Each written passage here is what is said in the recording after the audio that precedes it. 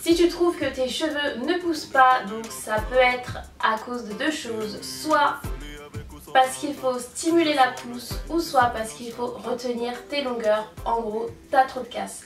Donc aujourd'hui, moi je vais parler de comment retenir en fait sa longueur, donc avec des méthodes assez simples. Et c'est vrai que si on n'a pas ces méthodes là, c'est normal qu'il y ait un peu plus de casse. Et donc voilà, pour moi c'est vraiment ce qui m'a permis d'avoir cette longueur en fait. C'est surtout parce que je suis ces méthodes. C'est super facile à suivre et ça fait plutôt bien son travail. Donc moi, mes méthodes pour garder ma longueur, c'est donc la plus importante, c'est le démêlage. Donc la première, c'est le démêlage. C'est vrai que je n'utilise plus de peigne ou de brosse. Je fais vraiment que du démêlage au doigt. Donc je les démêle pas tous les jours ou quoi. Hein. C'est vraiment... je les démêle assez rarement, c'est vrai. Et donc toujours au doigt, donc je prends mon temps, je commence du bas et je remonte au niveau des racines avec mes doigts, enfin je les passe comme ça, je vois quand il y a des nœuds et je les défais. Donc ça vraiment ça permet de limiter la casse parce qu'avec le peigne donc on y va assez fort, parfois on a la flemme, on tire, ça casse, après on s'étonne. Donc c'est vrai que cette méthode elle est... je pense qu'au début il faut s'adapter parce qu'il y en a qui vont vraiment aimer, qui vont pas aimer en fait faire ça au doigt, ils vont sentir que c'est pas bien démêlé. Mais bon, moi en fait, j'ai pas besoin d'avoir mes cheveux hyper démêlés en fait. Enfin, voilà, j'ai pas envie de les lisser ou quoi. Donc si ils sont pas hyper bien démêlés, c'est pas non plus la mer à boire. Deuxième technique, c'est le fait que je les laisse tranquilles. Donc là, vous me voyez dans mes vidéos avec des twist out ou des braid out, enfin les cheveux lâchés la plupart du temps. Mais dans la vraie vie, mes cheveux sont le plus souvent attachés parce que voilà, ça m'évite de trop les manipuler. Et donc voilà, donc je fais un chignon ou soit en vanille. Donc là c'est mes vanilles ou vous voyez quand on fait les braids pour le braid out, mais parfois je les laisse parce que voilà j'ai la flemme en fait. Parce que le fait de faire des twist out tout le temps ou de les lâcher, bah déjà on joue dans ses cheveux. Les twist out faut les retwister pour que ça soit bien, faut les réhydrater, faut...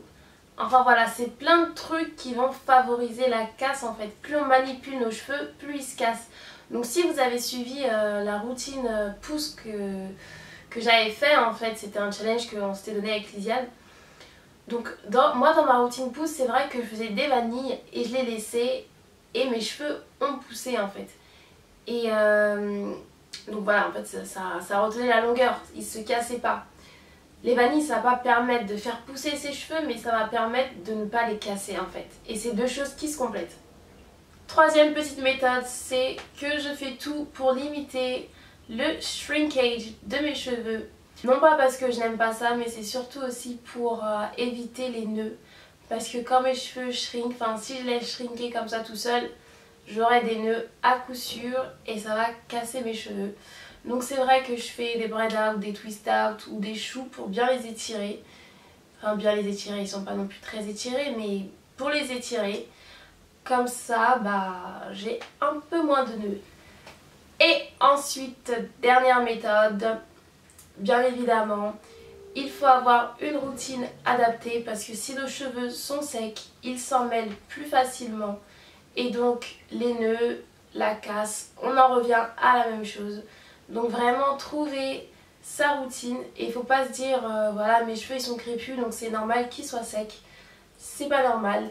Moi en fait c'est ce que je me disais avant, je me disais bon ok mes cheveux ils sont crépus donc peut-être qu'ils vont jamais être vraiment doux. Mais c'est vrai que parfois quand j'utilise certains produits je me dis ah ouais en fait ils peuvent être doux et pendant longtemps. Donc voilà, la routine adaptée c'est le leave-in, c'est le shampoing qui va pas laisser vos cheveux secs et puis tout emmêlés et tout ça, c'est les soins, donc les soins protéinés pour éviter la casse, les soins hydratants mais pour les hydrater. Donc moi par exemple comme soin j'utilise les poudres indiennes. Donc pour aller plus vite je mets des poudres indiennes, de l'huile et de l'eau et je mets ça sur mes cheveux. Et sinon j'ai mon autre soin, donc c'est le soin à la crème de coco que je vous montre assez souvent. Donc celui-là aussi vraiment je l'adore.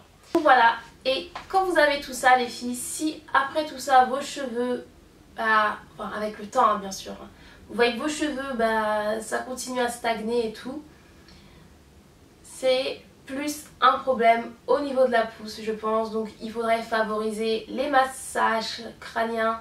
Donc ça c'est vraiment quelque chose de facile à faire.